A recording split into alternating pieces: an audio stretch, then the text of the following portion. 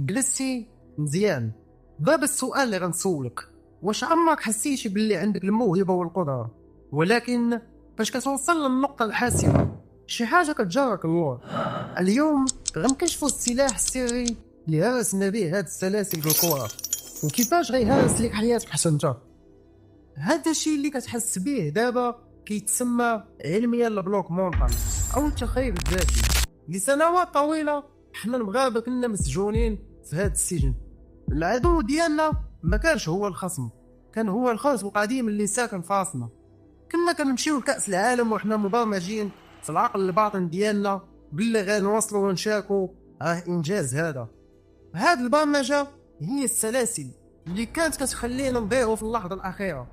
العقدة هي فاش كتكون قاد ولكن مآمن باللي ما قادش، وهادشي هو اللي كيديرو بزاف منا دابا.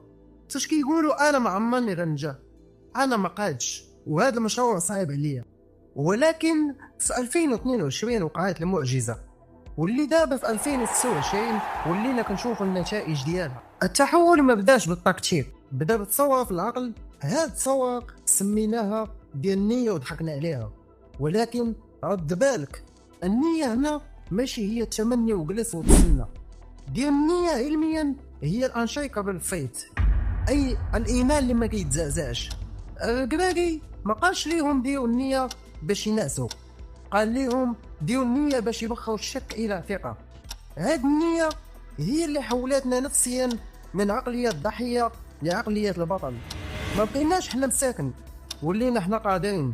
هذا الانفجار اللي كتشوفوه في التيرانات ديال الميريكان دابا هو النتيجة فاش العقل كيحيد دوك القيود. شنو هو دابا الدرس اللي خاصك تستافد وسط هذا الجو ديال كأس العالم؟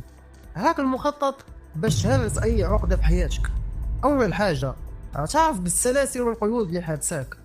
اي شنو هي الجمل السلبية اللي كتقول لراسك انا ما عنديش الزهر، انا ما قادش، انا ضعيف؟ هادوك هما القيود الحقيقية. ثاني حاجة، بدل الشك بالنية، عمر راسك باليقين في الله والإيمان بالله، انت قاد توصل. ثالث حاجة، لبس تيشيرت ديال البطل، ما تبقاش تسنى الظروف تبدل، بدل عقليتك وبدل النوايا ديالك. وهادشي كيقولوا لينا القرآن، إن الله لا يغير ما بقوم حتى يغيروا ما بأنفسهم. حنا دابا هرسنا عقدة ديال 30 عام، انت شحال هادي وانت محبوس في الجهة المظلمة من العقل ديالك.